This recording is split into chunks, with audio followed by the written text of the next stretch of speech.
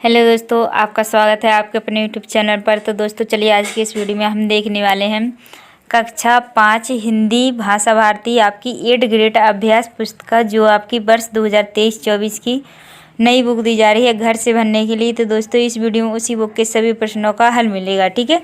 तो दोस्तों अगर आपको हमारी वीडियो अच्छी लगे तो वीडियो को लाइक और शेयर कीजिए, और अगर चैनल पर नए हैं आप तो जल्दी से चैनल के लिए सब्सक्राइब कर लीजिए, ठीक है। चलिए यह देखिए आपका पाठ 14 मित्र को पत्र। पाठ का क्या नाम है? मित्र को पत्र, ठीक है। तो दोस्तों यह देखिए अगर आपने बेल आइकन के लिए ऑल पर सेट नहीं किया है तो जल्दी से बेल आइकन के लिए ऑल पर सेट कीजिए, ठीक है। चलिए यह देखिए, और आपका बहुविकल्पीय प्रश्न है। देखिए प्रश्न नंबर 1 है आपका, राष्ट्रपति भवन स्थित है। तो देखिए इसके 4 ऑप्शन दिए हैं, रामेश्वर में, भोपाल में, नई दिल्ली में और पुरानी दिल्ली में, ठीक है। तो इसके जो सही आंसर है वो क्या हो जाएगा? आपका सी वाला ऑप्शन सही हो जाएगा। काय में? नई दिल्ली में। क्या हो जाएगा? सी वाला ऑप्शन सही हो जाएगा, नई दिल्ली में, ठीक है। चलिए प्रश्न नंबर 2 देखिए, डॉक्टर अब्दुल कलाम के अनुसार आप एक अच्छा नागरिक कैसे बन सकते हैं। तो देखिए इसके 4 ऑप्शन दिए हैं, सिर्फ पढ़ाई करके, 5 पेड़ लगाकर, सी वाला है पे अंतरिक्ष विज्ञानी बनकर, और रॉकेट इंजीनियर बनकर, ठीक है। तो इसका जो सही आंसर वो क्या हो जाएगा? आपका बी वाला ऑप्शन सही हो जाएगा, 5 पेड़ लगाकर। कैसा? 5 पेड़ लगाकर, ठीक है। चलिए अब हम आगे बढ़ते हैं प्रश्न नंबर 3 की ओर। ये देखिए हमारा प्रश्न नंबर 3 है। प्रश्न नंबर 3 है अति लघु उत्तरीय प्रश्न है, एक शब्द एक वाक्य में उत्तर लिखिए। तो प्रश्न नंबर 3 है, सर्वप्रथम डॉक्टर कलाम ने किस रूप में अपनी सेवाएं दी। तो देखिए इसका उत्तर है, देखिए क्या हो जाएगा? Rocket engine. किस रूप में सेवाएं दी? रॉकेट इंजीनियर के, ठीक है। चलिए प्रश्न नंबर 4 देखिए, दिए गए अंग्रेजी शब्दों में किन्हीं अर्थ शब्दकोश से खोजकर लिखिए। तो देखिए इसका उत्तर देखिए, नंबर 1 कंप्यूटर, तो क्या है? संगणक, और दूसरा है इंजीनियर, अभियंता, ठीक है।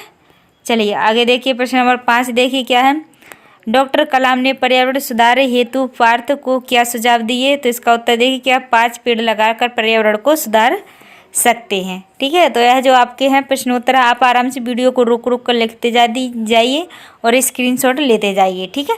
और हाँ, इन्हीं प्रश्नों के आधार पर ही आपका जो वार्षिक पेपर है वो भी बनाया जाएगी, इसलिए आप इन प्रश्नों के लिए फेयर कॉपी में भी नोट कर सकते हैं। तो चलिए प्रश्न नंबर 6 देखिए, दिए गए शब्दों के विलोम लिखिए। तो इसका उत्तर देखिए क्या, विकसित का क्या हो जाएगा? अविकसित, और अविस्मरणीय का क्या हो जाएगा? विस्मरणीय, ठीक है। चलिए अब आगे देखते हैं प्रश्न नंबर 7 देखिए हमारा, ये प्रश्न नंबर 7 है, जीवन का ध्येय निश्चित करने के संबंध में डॉक्टर कलाम ने क्या परामर्श दिए, अपने शब्दों में सापेक्ष में बताइए। तो इसका उत्तर देखिए क्या हो जाएगा, डॉक्टर कलाम ने जीवन का निश्चित ध्येय तक तय करने को कहा तथा उसके लिए पसीना बहाना और कठिन परिश्रम करना पड़ता है। ये क्या हो गया? प्रश्न नंबर जो है 7 का आंसर हो गया है, ठीक है। तो दोस्तों जल्दी से वीडियो को लाइक और शेयर कर दीजिए, और अगर अभी तक आपने चैनल को सब्सक्राइब नहीं किया तो जल्दी से चैनल के लिए सब्सक्राइब कर लीजिए, ठीक है। आपको पूरे यूट्यूब पर भी ढूंढने पर इतनी अच्छी वीडियोस कहीं नहीं मिलेगी, और साफ और सही आंसर, ठीक है। चलिए आगे देखिए प्रश्न नंबर 8 है हमारा। प्रश्न नंबर 8 में देखते हैं, यदि आपको भी डॉक्टर कलाम से प्रश्न पूछने का अवसर प्राप्त होता तो आप उनसे किस विषय पर बात करते और क्या प्रश्न पूछते। तो इसका उत्तर देखिए क्या, डॉक्टर कलाम से हम प्रश्न पूछेंगे, किसी भी कार्य में निरंतरता किस प्रकार लाएं, क्योंकि कुछ काम समय करने के बाद कार्य में निरंतरता नहीं रहती, ठीक है। चलिए अब प्रश्न नंबर 9 देखिए, ये प्रश्न नंबर 8 ही हम देख चुके हैं, ये प्रश्न नंबर 9 है हमारा। प्रश्न नंबर 9 है, एक अच्छा नागरिक और सफल व्यक्ति बनने के लिए हमें क्या प्रयास करने चाहिए, सापेक्ष में बताइए। तो इसका उत्तर देखिए क्या हो गया, लिख लीजिए आप आराम से, कोई जल्दबाजी नहीं है। प्रश्न नंबर 10 देखिए, ये प्रश्न नंबर 10 हो जाएगा, आप अपने मित्रों, सहेलियों, परिचितों को किन किन अवसरों पर बधाई दे सकते हैं। तो इसका उत्तर देखिए कि जैसे जन्मदिन पर, शादी पर, उत्सव पर, त्यौहार पर, और कुछ उपलब्धि प्राप्त करने पर, ठीक है। चलिए प्रश्न नंबर जो है 11 देखिए, ये आपका प्रश्न नंबर 11 हो जाएगा, जन्मदिन पर पिताजी की ओर से लिखे आमंत्रण को पढ़ें तथा उसमें अपना नाम, पिताजी का नाम, जन्म स्थान, दिनांक और आमंत्रित व्यक्ति का नाम भरिए, ठीक है। तो यह देखिए भर दिया है, आप अपने हिसाब से भर लीजिए, जो भी आपके पापा जी का नाम पुत्र जो भी हैं आप भर दीजिए, ठीक है, आराम से। यह देखिए जैसा मेरे हिसाब से था मैंने अपने हिसाब से भर दिया, अब आप अपने हिसाब से भर सकते हैं, ठीक है। चलिए यह देखिए आपका प्रश्न नंबर 12 आ चुका है। आपके घर पर संकलित आमंत्रण पत्रों की जानकारी निम्नलिखित तालिका के अनुसार लिखिए, ठीक है। यह देखिए शादी का निमंत्रण पत्र, जन्मदिन का और उद्घाटन का, ठीक है। यह देख लीजिए, आपको मैंने जैसे लिखा है आप भी वैसे ही लिख सकते हैं। चलिए ये देखिए आपका प्रश्न नंबर 13 है। अपने जीवन के लक्ष्य के विषय में लिखिए, आप इस लक्ष्य को प्राप्त करने के लिए क्या प्रयास करेंगे। तो इसका उत्तर देख लीजिए, ये लिखा है, आप आराम से लिख सकते हैं, कोई जल्दबाजी नहीं है, वीडियो को रोक कर भी लिख लीजिए आप, या फिर स्क्रीनशॉट ले सकते हैं, ठीक है। चलिए हम आगे बढ़ते हैं प्रश्न नंबर 14 की।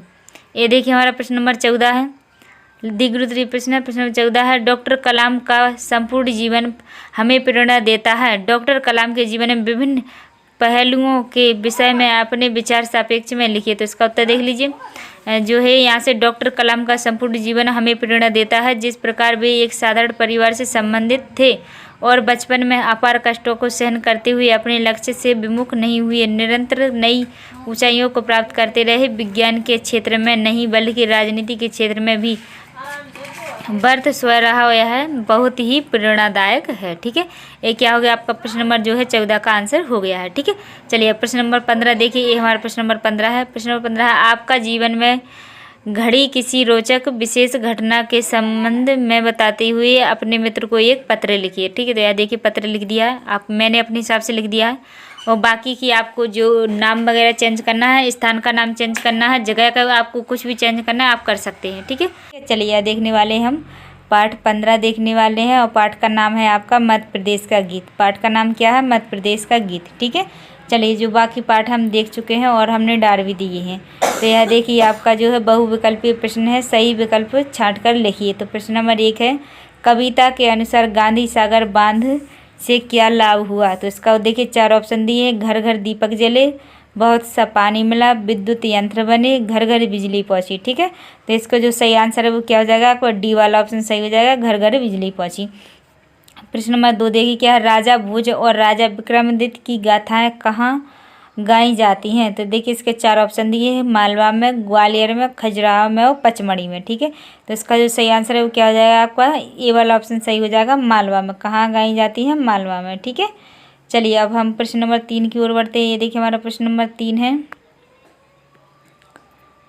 प्रश्न नंबर 3 अति लघु उत्तरीय प्रश्न है, एक शब्द एक वाक्य में उत्तर लिखिए। तो प्रश्न नंबर 3 है, मध्य प्रदेश का गीत कविता में किस पर्वतमाला का उल्लेख किया गया है। तो इसका उत्तर देखिए हिमाचल पर्वत का। प्रश्न नंबर 4 है, मुनि अगस्त्य का मध्य प्रदेश से क्या संबंध है, कीजिए। तो वेदों की रचना उन्होंने यहीं की थी, कहाँ पर की थी, मध्य प्रदेश में ही की थी वेदों की रचना, ठीक है। चलिए प्रश्न नंबर 5 देखिए, ये हमारा प्रश्न नंबर 5 है, इसका जो उत्तर हो जाएगा वृक्षा का वृक्ष हो जाएगा, पाथर का पत्थर हो जाएगा। प्रश्न नंबर 6 हो जाएगा इसका, देखिए अपने ज़िले शहर के किसी एक प्रसिद्ध स्थान का नाम लिखिए, ठीक है। आप जिस ज़िले में या शहर में या गांव में रहते हैं तो उसके आस पास में जो आपका बड़ा सा जो प्रसिद्ध हो शहर या ज़िला, तो उसमें से कोई एक प्रसिद्ध स्थान होगा, आप उसके बारे में लिख सकते हैं, ठीक है। चलिए अब हम आगे बढ़ते हैं प्रश्न नंबर 7 की ओर। ये देखिए हमारा प्रश्न नंबर 7 है, प्रश्न नंबर 7 है, मध्य प्रदेश के किसी एक पर्यटन स्थल की विशेषताओं के बारे में सापेक्ष में बताइए जहां आप घूमना चाहेंगे। तो देखिए इसका उत्तर देखिए, हम पचमढ़ी घूमने चाहते हैं क्योंकि वहां के प्रकृति परिवेश हमें आकर्षित करती है, ठीक है। कहाँ घूमना चाहते हैं, पचमढ़ी घूमना चाहते हैं, ठीक है। चलिए प्रश्न नंबर 8 देखिए, ये हमारा प्रश्न नंबर 8 हो जाएगा, इसका ये आंसर हो जाएगा, ठीक है। चलिए अब देखिए प्रश्न नंबर जो है 9 है, इसका ये आंसर हो जाएगा, और ये प्रश्न नंबर जो है 10 है, इसका ये आंसर हो जाएगा। आप आराम से लिख लीजिए, कोई जल्दबाजी नहीं है, वीडियो को रोक कर भी लिख सकते हैं या स्क्रीनशॉट ले सकते हैं, ठीक है। चलिए ये देखिए प्रश्न नंबर 11 है आपका, लघु द्विगुरुत्तरीय प्रश्न आ चुके हैं, तो प्रश्न नंबर 11 है, इसका ये आंसर हो जाएगा, ठीक है। चलिए अब हम आगे बढ़ते हैं प्रश्न नंबर 12 की ओर। ये देखिए हमारा प्रश्न नंबर 12 है, इसका ये आंसर हो जाएगा, ठीक है। चलिए ये प्रश्न नंबर 12 है। तो दोस्तों इसी के साथ में आपके पाठ का एंड होता है। तो दोस्तों आपको हमारी वीडियो कैसी लगी, अगर आपको हमारी वीडियो अच्छी लगी है तो वीडियो को लाइक और शेयर कीजिए, और अगर चैनल पर नए हैं तो जल्दी से चैनल के लिए सब्सक्राइब कर लीजिए, ठीक है।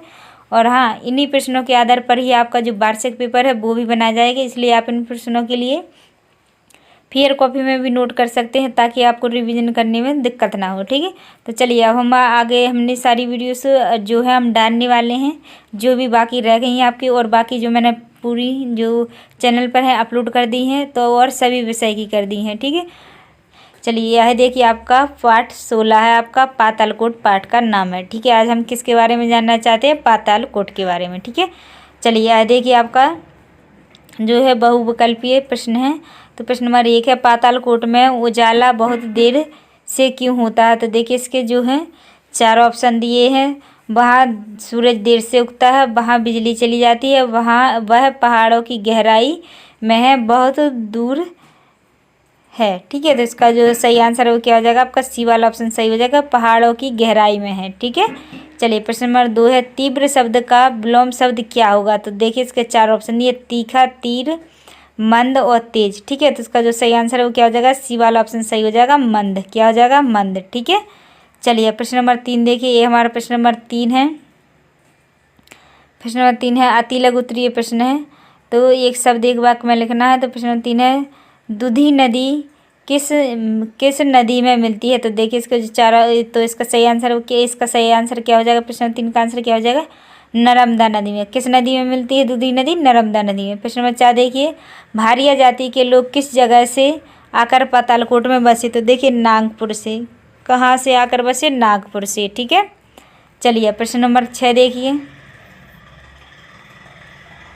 ये देखिए हमारा प्रश्न नंबर 6,